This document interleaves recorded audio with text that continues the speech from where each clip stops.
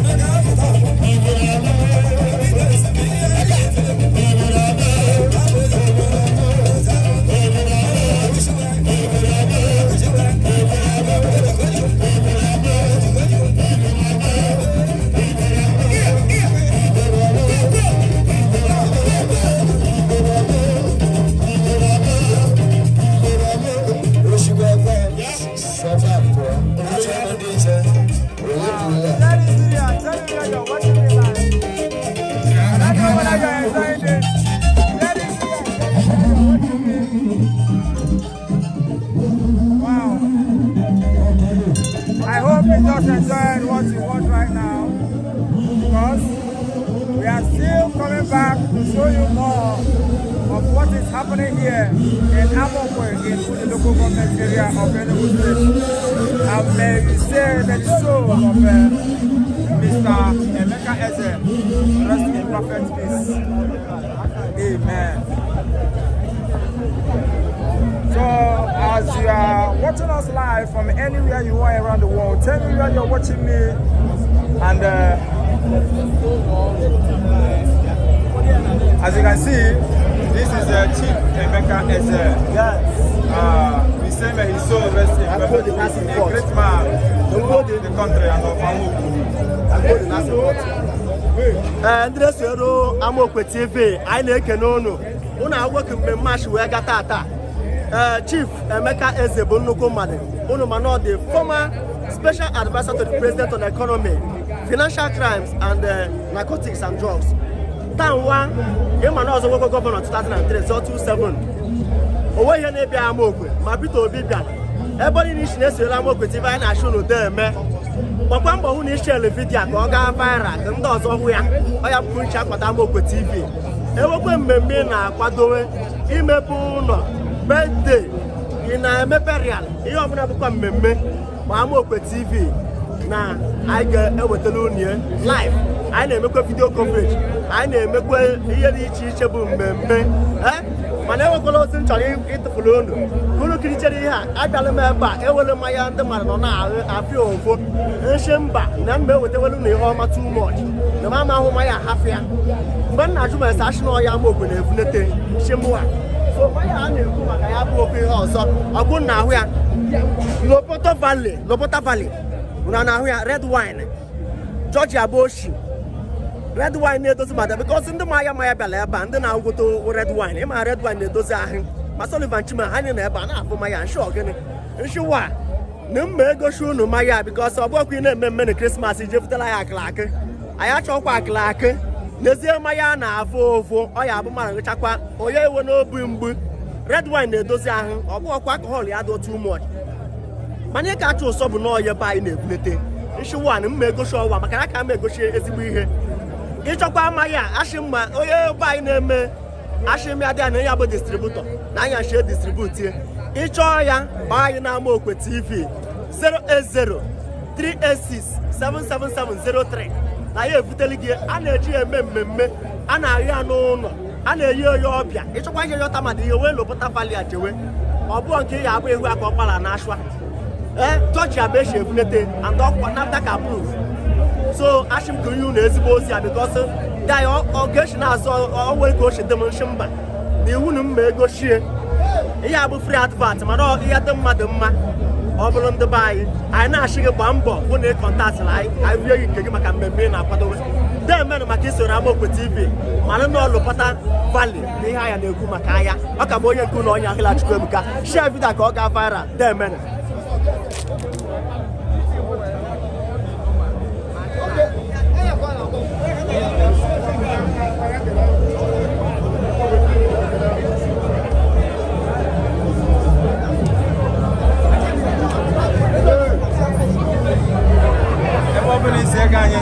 ama m na ihe a na-eme na-aga n'anya ya ejekwana ebe ọbụla ọlọpụta ezigbo mmanya dị mma ezigbo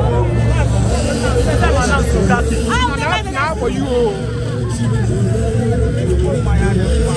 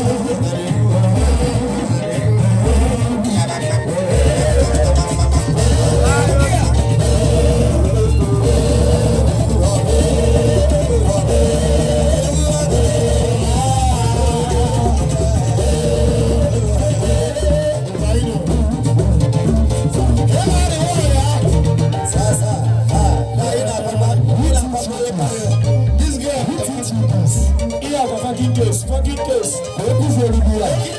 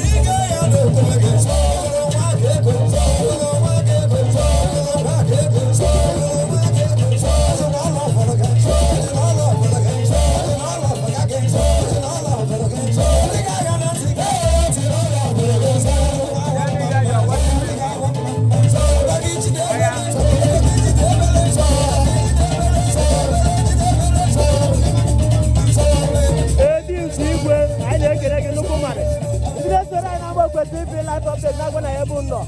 Anywhere you are joining all over the world, let us know. Share this video, let it go viral too. Make him do the way I name ever. Share video, talk viral. Him do the way live. I na show no them make it Ramo TV. Ewe me name una Ramo TV beleba o ku gele sha kwa di I name. I na show no them oh, good get support that good get are fight on the matter.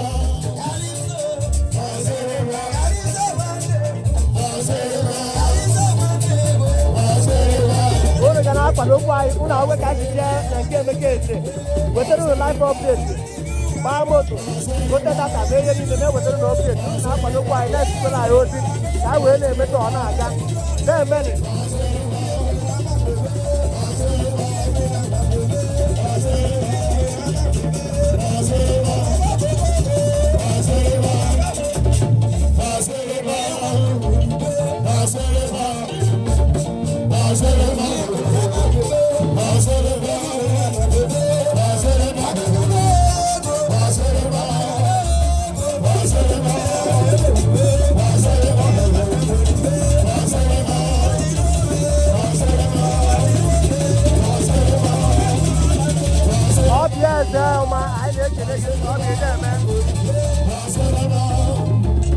Kingdom there, man. Kingdom, I ain't getting it.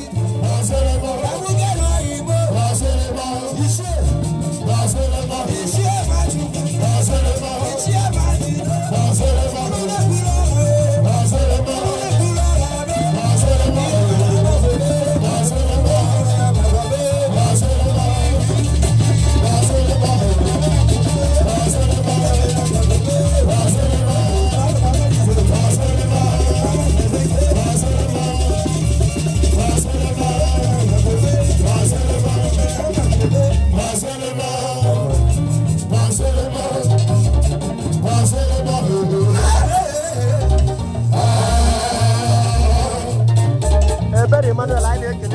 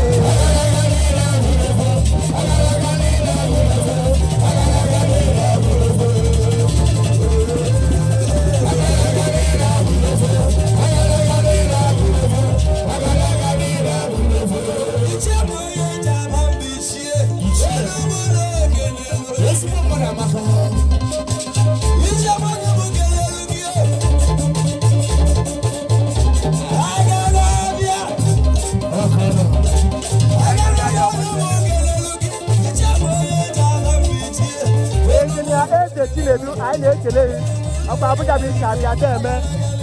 I will go by here.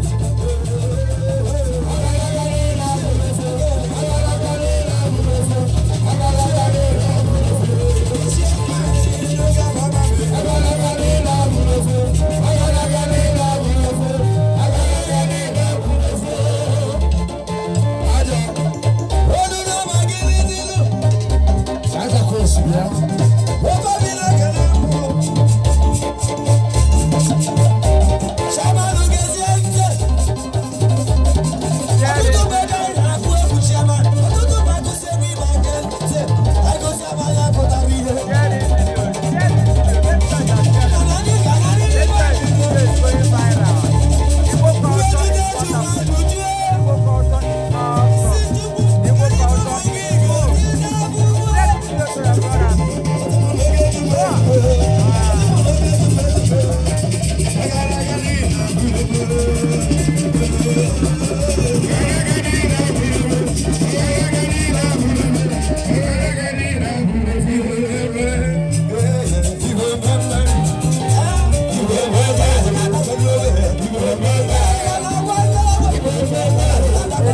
anyị ekele gị nsogbu adịghị akwa anyị ya keela anyị ego anyị gbalị fuel na-eme ya anyị na-eme ịbụ nnukwu mmadụ na-eme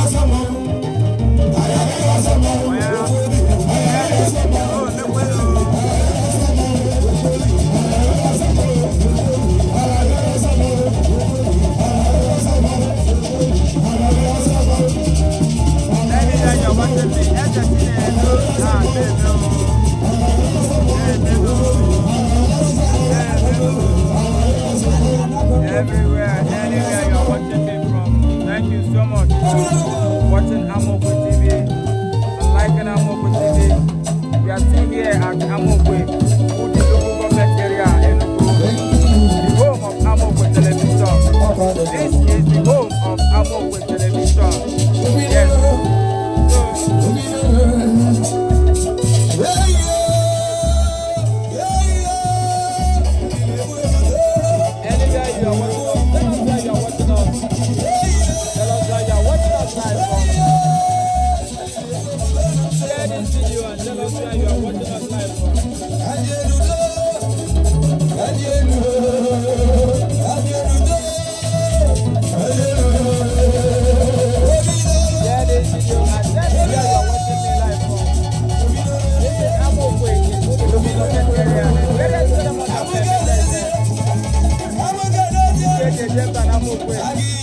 Nigeria, former minister of Federal Capital.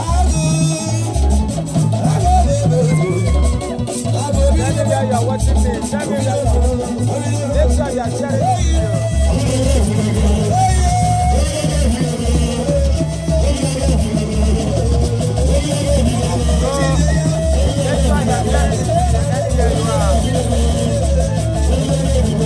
As you can see, any event you want to do, call us, let us make it go viral worldwide.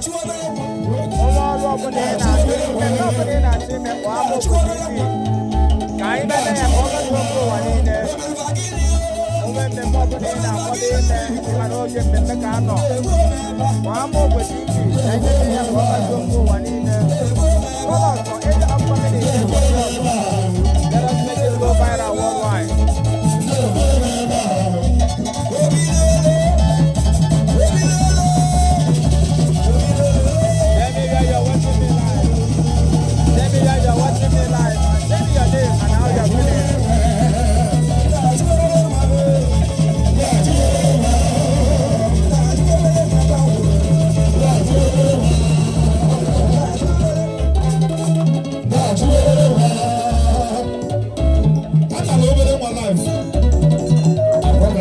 Don't go nowhere because they are not getting tired, they are getting prepared.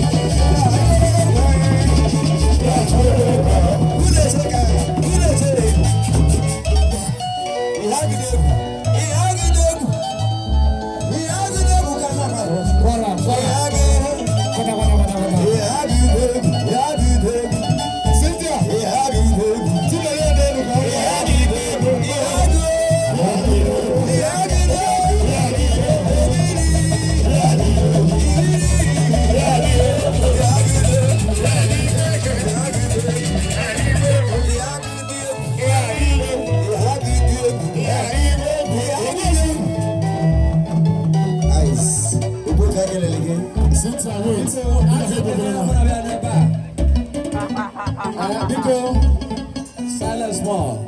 I'll make it on a banana bar. Makanda da no asusubai, I can asubai, or one nene. Oh, you aha.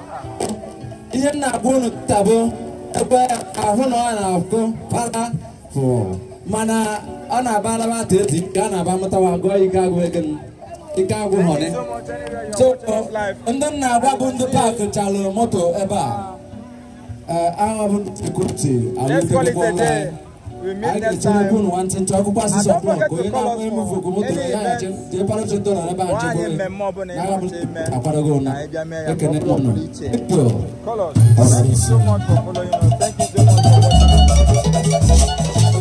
much for watching.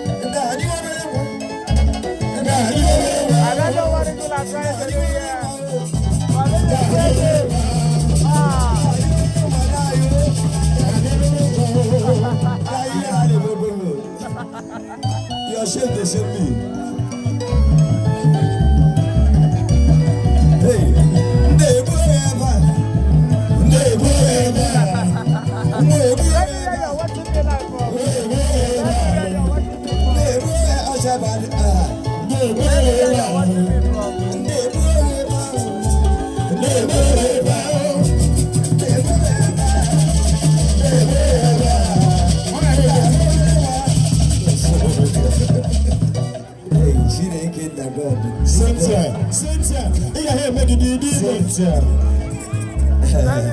I just said this about women as under.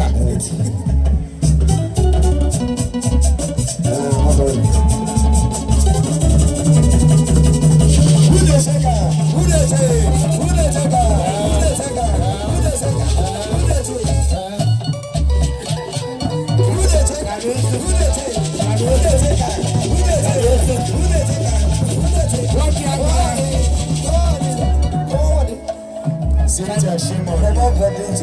Can you